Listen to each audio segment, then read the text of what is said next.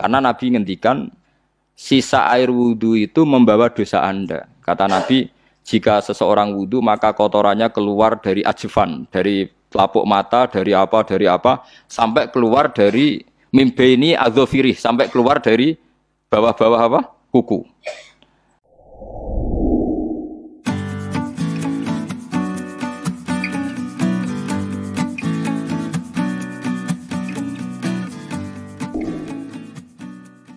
Nah, itu mungkin guyone wali ku jek mungkin. Kadang orang itu engkar ndak bisa. Yaitu tadi piye wae resmi teksnya Allah itu yaumana kullu unasim bi imamihim. Nanti manusia dipanggil itu per ketuanya. Bukan per individu kesuwen. Jadi ada teori itu yang mungkin benar. Ya, teori itu yang mungkin benar karena kita nanti di mahsyar juga dipanggil ketuanya dulu. Jadi ya ma'asyarus syafi'iyah. Imam Syafi'i disuruh maju ya ma'asyarul malikiyah. Karena ketua ini nanti yang menciptakan mazhab. Karena ada pepatah an-nasu ala dini mulukihim. Manusia itu ngikuti tradisi ketuanya. Mungkin coba orang Indonesia mbok bodoh, mbok ora, mbok pinter, mbok ora nggak Abu Bakar ya radhiyallahu anhu. Coba kalau tradisinya Syiah, mungkin Abu Bakar laknatullah alaih kan gitu. Ya kita tidak tahu, tahu-tahu begitu. Akhirnya kita ketiban apik karena menghormati apa? Sahabat. Artinya ketua itu penting, menciptakan suasana ketua itu penting. Coba kalau tanpa ketua, mungkin kita tidak punya tradisi. Makanya yang dipanggil itu ketuanya. Paham? Makanya sampean milih ketua itu yang benar.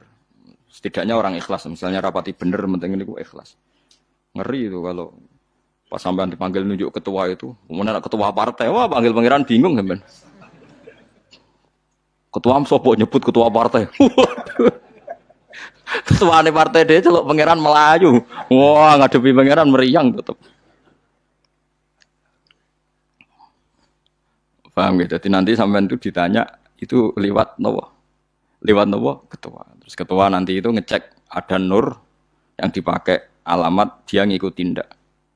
Nah, yang paling ngeri ya termasuk Rasulullah. Rasulullah itu nanti pakai standar itu. Inna umati yut'auna yaumal qiyamati hurran muhajjalin min atharil wudu. Itu kan ada tanya jawab sama sahabat. Kata Rasulullah, kamu tidak usah khawatir kalau saya meninggal. Meninggal saya itu baik.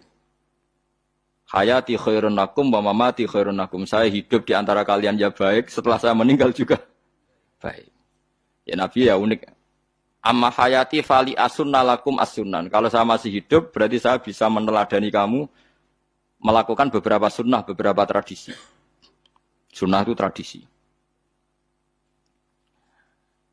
Jadi orang kudu artinya sunnah itu wajib atau sunat.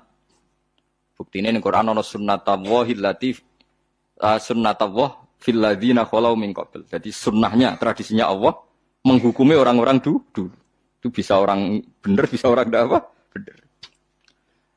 Kata Nabi kalau saya masih hidup, fali asunna lakum asunan, saya bisa mentradisikan kamu beberapa sunnah, bisa wajib, bisa sunnah.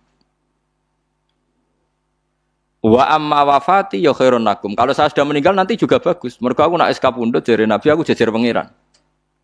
Dadi nak roh kowe apik, saya muji Allah, nak roh kowe elek langsung saya minta ampunan kepada Allah. Dan semua umatku nanti diampuni. Terus Nabi mulai menangis, tapi ada beberapa masalah. Ketika orang-orang itu ternyata umatku, mau saya ajak ke surga, kata Tuhan, kata Allah, innahum qad ahdatsu ba'dak. Mereka ini bikin aturan aneh-aneh setelah kamu Muhammad. Terus fa'aqulu suhqan ya sudah kalau gitu tak tinggal ke surga, tidak ikut masuk surga. Nah, kemudian ulama berdebat, ahdatsu itu apa? So, ada yang itu bid'ah gitu. Macam-macam. Kalau ulama Sunni ahdatsu itu ya bid'ah ibadah mahdhah. Jadi misalnya orang melakukan sholat zuhur kok 6 rakaat itu kan wong nganggur papat es kesel kok malah muni 6 itu. Utawa duhur kok mau 3 rakaat itu kan ya itu bid'ah. Karena ibadah mahdhah. Tapi kalau masalah sosial itu fleksibel. Fleksibelnya adalah misalnya dulu Nabi naik unta, orang yang anti bid'ah juga naik Innova. Padahal dulu naik unta. Orang-orang yang poligami itu ya tidak nunggu istri pertama mati. Padahal dulu Nabi poligami setelah Sayyidah Khadijah meninggal. Ya mereka baik-baik saja. Alasannya poligami sunah Rasul. Padahal nak detailnya sunah Rasul poligami setelah istri pertama meninggal. Jadi kayak Ruhin itu belum boleh. Istrinya kan masih hidup dua dia. Tapi sudah.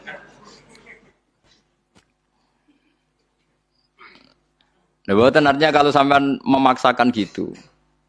Sampean kalau nggak percaya saya bacakan ayat. Wal khailah wal bihola wal hamira litarkabuha wazina. Kamu bisa naik kuda, naik unta, naik himar. Setelah kamu naik dan kamu tenang di atas punggungnya, litas tahu ala zuhuri, summa tazkuru ni'mata rabbikum idza stawaitum alaihi wa taqulu subhanalladzi sakhkhara lana hadza ma kunna lahu muqrinin. Artinya ketika kita naik unta zaman dulu dan tagnya memang unta, itu terus kamu baca subhanalladzi sakhkhara lana hadza. Apakah sekarang kesunatan baca itu kalau yang ditumpai unta, sehingga kalau yang naik Innova tidak usah baca itu? Gitu. Wah, aku numpakku ora unta kok, dadi ora usah maca subhanalladzi apa? Sakhkhara lana. Dhisik Nabi maca iku mergo numpake unta. Ya ngajak goblok bareng to, mosok madzhab kok kanthi begitu tuh. Makanya sensitif, bakas bid'ah Anda itu sensitif. Tidak usah dibahas, biasa saja. Nek senara cocok ya diem aja. Sudah, sebenarnya cocok kalau sampai ngelakoni, tapi tidak usah komentar karena jelimet. Saya pernah ditelepon orang, dimaki-maki. Orang Sidoarjo. Padahal orang Jawa Timur, ya aneh. Karena ada orang matur Rasulullah, namanya Abdullah bin Amr.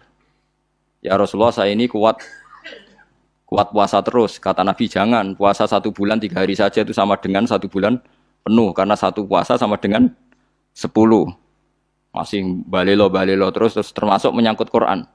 Ya Rasulullah saya ini tiap hari khatam Quran, jangan 1 bulan sekali saja baru khatam. Enggak ya Rasulullah saya ini ingin sering khataman, ya sudah kalau gitu seminggu sekali, sab'a layal. Saya lebih kuat ya Rasulullah, 3 hari. 3 hari saja khatam sekali. Iqra'hu fi salasin kata Nabi.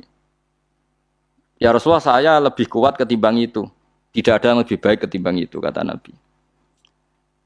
Kemudian orang itu anti semaan karena semaan itu kan 1 hari khatam. Paham ya? Maksudnya hadis tadi yang di Bukhari dipakai dalil anti apa? Semaan karena semaan itu 1 hari apa? Lewat telepon pertama lewat santri saya terus lama-lama lewat telepon. Saya tanya, kamu bacanya hadis kira-kira sama saya banyak mana? Kayaknya banyak jenengan. Terus saya tanya, betul Nabi menyuruh khatam tiap 3 hari? Ya. Betul Nabi nyuruh khatam tiap 1 bulan? Ya. Ya sudah lakukan saja. Anda sering tak khataman tiap 3 hari? Tidak pernah, setahun aja tidak mesti. Lah iya kalau Nabi melarang baca Quran tiap hari kamu setuju, tapi Nabi nyuruh tiap hari khatam kamu tidak setuju. Enggak apa-apa, kamu anti semaan enggak apa-apa, tapi lakukan perintah Nabi tiap 3 hari khatam. Menang deh. Jadi lah itu maksud saya. Anda tidak apa-apa milah-milah bid'ah sesuai versi Anda, pemahaman Anda, tapi yang fair. Kalau Anda anti semaan ya harus tiap 3 hari khatam karena dawuh Nabi iqra'hu fi kulli salasin. Enggak juga kan mereka juga orang yang enggak jarang baca. Jarang baca apa? Lah itu enggak fairnya di situ. Makanya nggih biasa mawon. Cuman semaan apal Quran wis semaan. Nah apal Quran ya wiridan, malah lucu to apal Quran kok semaan. Ya yes, ngono ae apal ya nyemak kan, kok nak kesel dimulai. Jadi bang nyemak sampai geremeng. Bariku mangan entek akeh kan malah lucu. Wong nyemak yo do kurang ajar. Jajal kok nyemak kifa delok ngarep mbek guri tok, anggere kembar ya wis. Aku serah kelakuane wong nyemak. Kan dene ra apal kan yo. Biasane nyegat guri to. Kok anggere gurine kembar pojok ya. Wis. Kok anggere gurine pojok kembar. Nek sing semaan akhire pinter sing maca kembar gurine. Paham gitu terus wau gitu tohuron gitu alatnya memahami Quran secara lugat. Quran bagaimanapun bilisanin arabiyyin mubin. Ada ulama yang berpendapat tohir itu dimubalaghahkan tohur seperti ghafir, ghafur, syakir, syakur. Sebab itu menurut mazhab ini tidak ada air apa musta'mal. Tapi kita biasa mazhab Syafi'iyah apa? Ada apa? Ada musta'mal. Itu masalah-masalah ijtihadiyah. Ini masalah-masalah ijtihadiyah. Kalau masalah ijtihadiyah tadi pendapat saya benar mungkin salah. pendapat Anda salah, tapi ya mungkin benar itu. Wa anzalna minas sama ima antahura. Mutahhiron tegese banyu iku sing nyucekno. Linuhya supaya maringi urip ingsun. Bihi sebab anane banyu baldatan ing daerah maitan kang mati. Jadi istilah resmine pangeran yo, aku nak nguripno bumi iku yo nganggo lantaran banyu. Dadi aja mbok soal pangeran kok butuh lantaran. Waduh repot. Mung Qur'ane pangeran dhewe istilahno aku nak nguripno bumi lewat lantaran banyu. Ya rasa mbok jero-jerokno. Pangeran kok butuh lantaran. Ya rasa lantaran lah yo iso, tapi nek Allah nganggo lantaran yo oleh yo aja terus Allah kok nganggo wasilah. Wah yo malah kacau. Ora usah ngono-ngono, ora usah mikir. Pokoke Quran diwaca ora usah dipikir, pun iman nonton mawon kok repot. Iman kok napa? Kok repot. Linuhya supaya ngurip-ngurip sapa ingsun bi sebab banyu. Baldatan ing negara atau daerah maitan kang mati. Jadi sampean jangan mengatakan kalau Allah untuk menghidupkan bumi butuh air ya keliru. Allah itu tidak butuh apa-apa. Nggih, Allah itu tidak butuh apa. Tapi kalau Allah punya sunnah, punya adat menghidupkan bumi itu pakai air, ya Allah jangan kamu atur, ngkira pangeran kok ngatur. Itu kan ada cerita di kitab-kitab itu termasuk di Ihya itu. Nabi Musa itu sok dekat Allah. Jadi enggak mau mimik obat. Membuktikan bahwa Allah itu tidak butuh wasilah. Aqaqir itu maknanya obat-obatan yang dari herbal itu bahasa Arabnya apa? Al-aqaqir. Dia setiap konsultasi sama dokter disuruh minum herbal itu. Enggak mau dia. Enggak, saya akan disembuhkan Allah langsung, enggak usah lewat obat apa herbal katanya. Tiap dokter ditanya jawabannya sama. Oh, dokter goblok. Kamu belum tahu ya kalau Allah itu tidak butuh wasilah. Malah marah-marah dia itu. Akhirnya dia konsultasi langsung ke Tuhan. Apa betul ya Allah saya butuh minum aqaqir? Terus kata dokter gimana? Karena herbal itu fungsinya gini-gini. Terus Musa, sing gawe fungsi herbal ngono iku sapa? Nggih jenengan. Lah yo aku gawe fungsine ngono kowe ngombe kok ora gelem. Sing gawe iku ya aku. Jadi sing gawe bodrek ku nek kowe ngeluh, bodrek mandi sing gawe ku ya pangeran, rumangsamu sapa? Sing gawe ruhin nak bar kelon lega ya pangeran. Mangsamu sapa? Omane bojone ayu kan. Ah, sing wis pangeran ora usah aku isin gengsi, ora usah ngono. Kalau muni elek dibanding bojone ning swarga, nek ning donya ya ayu, nguruhin ya diselera udarane. Paham gitu. Terus itu masalah yang enggak akan selesai ila yaumil qiyamah. Jadi ada cara pandang langsung Allah itu ya bisa. Tapi misalnya ada sunnatullah ya jangan kamu tentang. Termasuk Nabi Musa akhirnya Nabi Musa mau minum, setelah minum sembuh.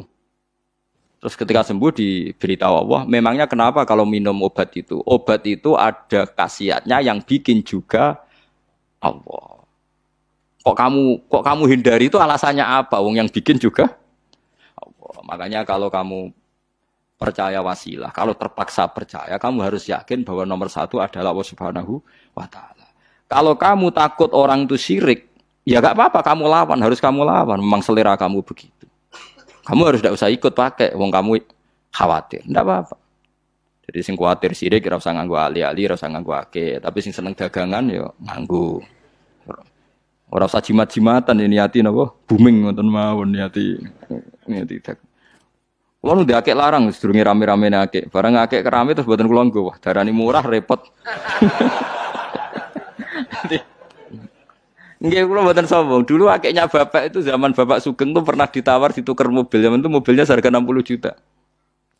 Dan itu wasiat bapak untuk saya. Saudara saya sepakat itu untuk saya. Dulu kadang-kadang tak pakai. Setelah akek booming terus dikira ini yang gelondongan berapa kilo. 25.000 muruah camah cara Jawa camah tidak pernah tak pakai. Saya yakin ikut turun itu akek-akek yang mahal itu. Karena dikira yang produk ya yang masal itu yang itu. Paham gitu terus sampean biar tahu duduk perkara ini. Jadi tohur ya tohuron itu sifat mubalaghah. Tapi kalau dalam madzhab Syafi'i tohur itu ismul alat. Jadi tidak maknanya mengulang-ulang sehingga Imam Syafi'i tidak membolehkan wudu pakai air apa? Mustamal. Lah menurut hadis kayaknya benar Imam Syafi'i secara lahir. Karena Nabi ngendikan sisa air wudu itu membawa dosa Anda. Kata Nabi, jika seseorang wudu maka kotorannya keluar dari ajfan, dari telapuk mata, dari apa, sampai keluar dari mimbe ini azofiri, sampai keluar dari bawah-bawah apa? Kuku. Sehingga kalau air ini sudah membawa kotoran dosa Anda, berarti air ini kan sudah menjadi air kotor. Andai kan Anda mukasyafah, maka air ini sudah penuh dengan kotoran. Nggak mungkin air yang sudah penuh kotoran dipakai wudhu lagi. Itu cara berpikir Imam Syafi'i. Ya sampean ikut mana ya?